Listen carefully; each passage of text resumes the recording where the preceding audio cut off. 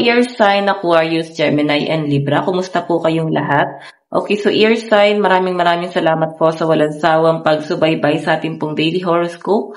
And kung ikaw ay bago pa lang sa ating channel, mag-subscribe na po kayo. And i-click mo na rin yung ating notification bell para lagi kang updated sa ating mga bagong upload. Okay, so ear sign, tingnan natin focus ng energy mo. Okay, so meron tayo guys protest. We need food. Give us more food. We want more food. So, ear sign, I think, parang gusto mo na lang muna ulit maging ordinaryong tao. Parang feeling mo kasi pinalala mo yung sitwasyon mo, nagkaroon pa ng gulo. Parang dati ang problema mo lang is hindi ka ganun nakakain 3 times a day, pwedeng nakakain ka isang beses lang.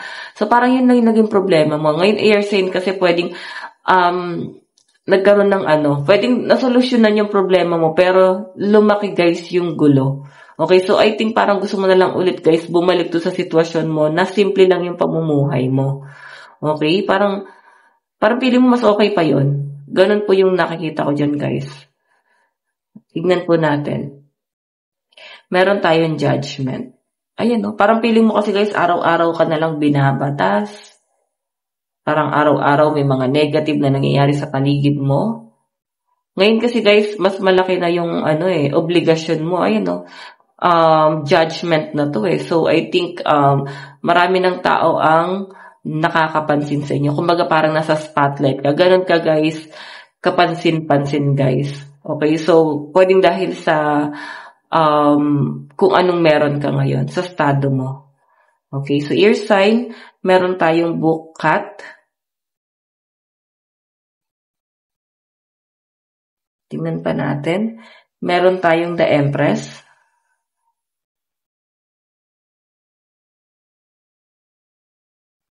Meron tayong happiness. Okay, so ear sign. Ngayon kasi parang meron kang pinag-aaralan na parang feeling mo is lalago ka dun sa bagay na yan. Like, magiging maayos ang source of income mo dyan. Then yung iba sa inyo guys, may inaaral ka dito. And sa pinapakita sa akin dito, ear sign, etong inaaral mo na to, hindi mo siya guys mamadaliin. Okay? Kumbaga parang step by step kasi yung nakikita kong magiging proseso rito. And alam mo sa sarili mo na makukuha mo yung bagay na yan sa sariling sikap. The Empress guys is abundance. Wala kang aasahan dito. Yun yung pinapakita sa akin, no? Parang pagsusumikapan mo siya sa sarili mo. So parang napagod yung mga ear sign pwedeng sa utang na loob. Ayun yun na guys magkaroon ng utang na loob. Okay? So meron tayo guys itong happiness. Ayan, no? Ikaw kasi yung tipo ng tao na parang simple lang, hindi ka madamot, walang any negative, no? Kumbaga kung ano man yung ilabas mo guys, na ilabas mo na, hindi na para isumbat pa.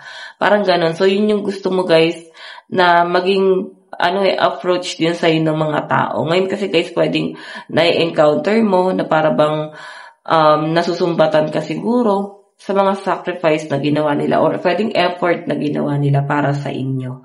Okay? Tignan po natin, guys.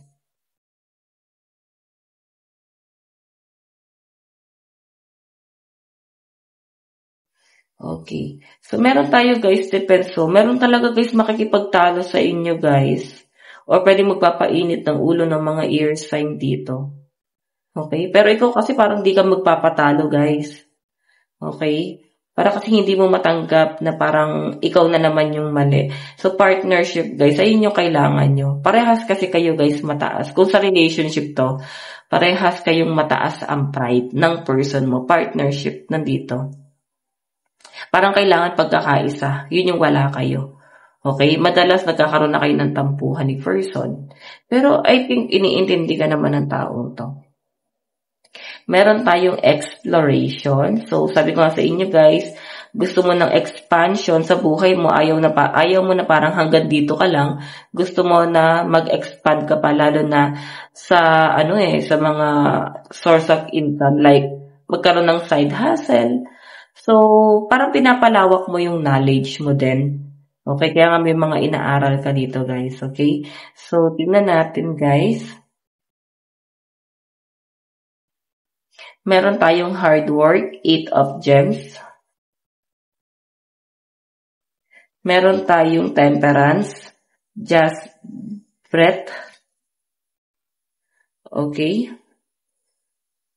So, hayan, masyadong ma-overwhelm din ang mga ear sign ngayon sa malinaw na pinapakita sa akin dito. Kasi tignan mo, ma-overwhelm ka dahil siguro sa mga taong makakausap mo, ma-encounter mo, parang ganon.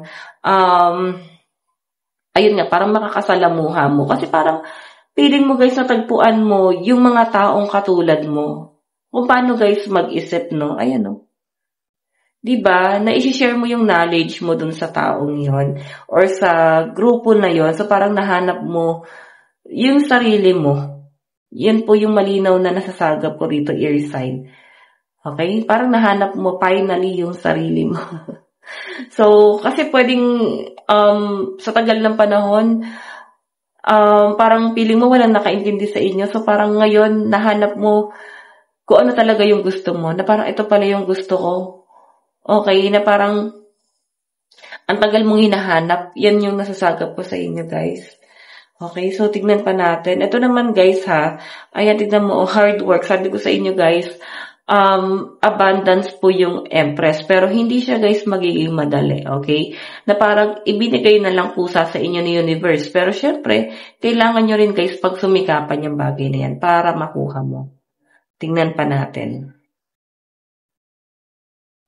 Advice. Meron tayong promise. May nakikita ko guys proposal dito. Baka may magpo-propose po sa inyo.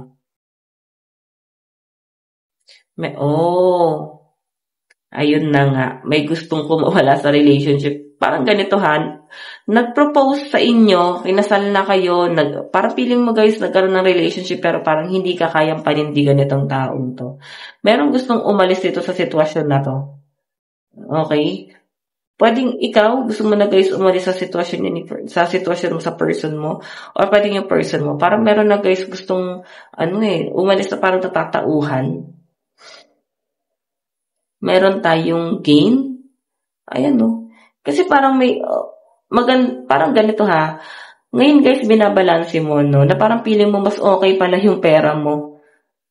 Nung wala kang karelasyon, nung single ka, parang mas okay yung pamumuhay mo. Yun po yung malinaw na nasasagap po rito. Or pwedeng, kung nagkaroon man guys ng second chance sa relationship nyo, so I think, yun yung nagiging regret, no? Kung nagkaroon ng second chance, yung parang, bakit iniwan pa?